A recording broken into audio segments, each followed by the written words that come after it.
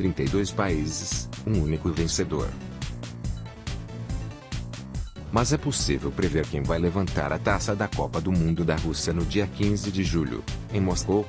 A BBC News analisou tendências e padrões das últimas Copas para eliminar 31 nações e, nesse jogo do resta um, apontar, com base em estatísticas, o nome do campeão. A história das Copas indica que, para ter grandes chances de vencer, é preciso ser cabeça de chave desde 1998, quando o número de times que disputam o Mundial passou a ser 32. Todos os campeões eram cabeças de chave. A única exceção é a Argentina que, em 1986, viu Diego Maradona levantar a taça da Copa no México. Essa foi a Copa em que Maradona disse ter usado um pouco a cabeça e um pouco a mão de Deus para marcar um gol e eliminar a Inglaterra nas quartas de final da competição. Seguindo esse critério de ser cabeça de chapa para levar a taça, eliminamos de uma só vez 24 times. Restam 8 seleções. Ser o país sede, a Rússia se beneficia de uma tradição que já dura 44 anos e dá ao país sede o direito de ser cabeça de chave do torneio. Por ser o 66 graus Celsius alocado no ranking da FIFA, o país jamais encabeçaria um dos 8 grupos da Copa. Mas ser país sede já não é mais garantia de sucesso na competição. As primeiras 11 edições do torneio, de 1930 a 1978, assistiram a 5 campeões em casa.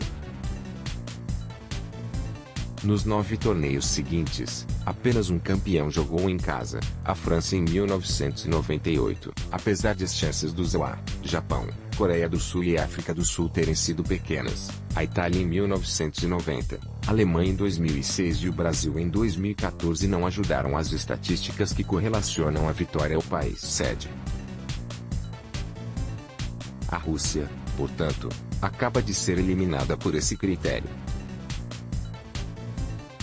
Fechar a defesa janela do torneio com 32 times, nenhum dos 5 campeões levou mais de 4 gols em seus 7 jogos. Analisando as 7 seleções restantes, a Polônia é disparada a seleção com a defesa mais vazada nas eliminatórias. Tomou uma média de 1,4 gols por jogo. Alemanha e Portugal levaram média de 0,4 gols, Bélgica e França, por sua vez, de 0,6 gols. No caso do Brasil, a média foi de 0,61, e da Argentina, de 0,88. Assim, se levado em conta a média de gols tomados, a Polônia está fora. Ser europeu. Todos os campeões vieram ou da Europa ou da América do Sul. Até pouco tempo, os europeus estavam em desvantagem. Mas a vitória da Espanha na Copa da África do Sul e o triunfo da Alemanha no Mundial sediado pelo Brasil mudou essa tendência. Os campeões dos torneios realizados na Europa, por sua vez, foram, quase sempre, seleções europeias. Das 10 competições sediadas em países europeus, apenas o Brasil ganhou na Suécia em 1958. Os outros 9 vencedores são representantes do continente. Assim, ficam na lista apenas os times europeus, já que a Copa desse ano é na Rússia. Brasil e Argentina estariam, por esse critério, eliminados. Ter o melhor goleiro. Você pode até pensar que marcar gols é o que garante a vitória na Copa, mas, desde 1982, a seleção com o artilheiro do torneio só ganhou 2 vezes.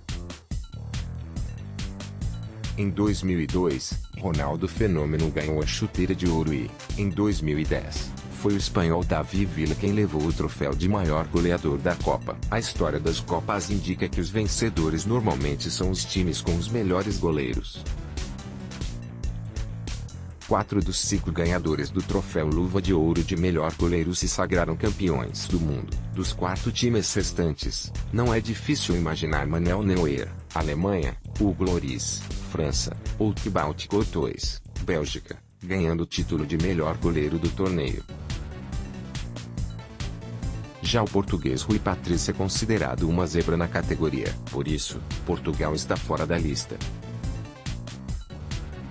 Ter um time experiente. As seleções estão ficando cada vez mais experientes. uma tendência que começou a ser verificada quando o torneio passou a ter 32 participantes em 1998. Na Copa daquele ano, a França contava com um time cujos jogadores tinham, em média, representado a seleção francesa 27,7 vezes.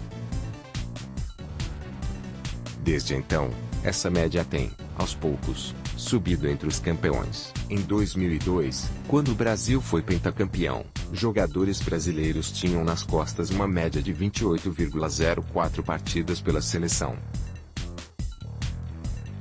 Em 2006, a média da Itália era de 32,91, e de Espanha, em 2010, de 38,30. Em 2014, cada jogador alemão já havia representado a seleção 42,21 vezes, em média. Entre os 3 países que ainda não foram eliminadas da nossa lista de provável vencedor baseada na história das Copas, a França é que conta com o maior número de novatos na atual seleção. Em média, os franceses que estarão na Rússia foram escalados 24,56 vezes. A Alemanha, por sua vez, aumentou a média em relação ao torneio passado. Cada jogador foi convocado, em média, 43,26 vezes, e a Bélgica é a que tem o time mais experiente, e, em tese, mais entrosado, com jogadores tendo participado de, em média, 45,13 partidas. E, por isso, se levado em conta o histórico das Copas relacionado a esse critério, a França não estará na final. Não ser o atual campeão à Copa do Mundo é um título difícil de manter. O Brasil ganhou 2 vezes consecutivas, em 1958 e em 1962. A Itália, por sua vez, levou a Copa de 1934, em casa, e a de 1838, na França, e ninguém mais conquistou uma dobradinha. Na verdade, desde que o Brasil alcançou tal façanha, os campeões das Copas passadas só conseguiram passar das quartas de final no torneio seguinte em 2 ocasiões. A Argentina em 1990 e o Brasil em 1998 avançaram depois de terem levantado o troféu na Copa anterior. Nos últimos 4 torneios, os campeões foram eliminados ainda na fase dos grupos em 3 ocasiões. A Alemanha, por sua vez, tem um excelente histórico.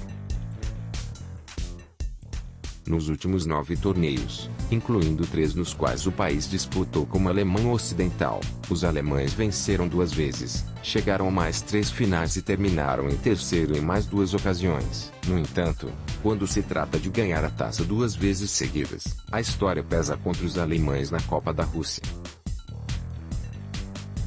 Assim, com base no histórico das Copas, a Alemanha estaria eliminada da lista de favoritas. A Bélgica, portanto, é a seleção favorita nessa análise que levou em conta tendências e padrões de desempenho das Copas anteriores.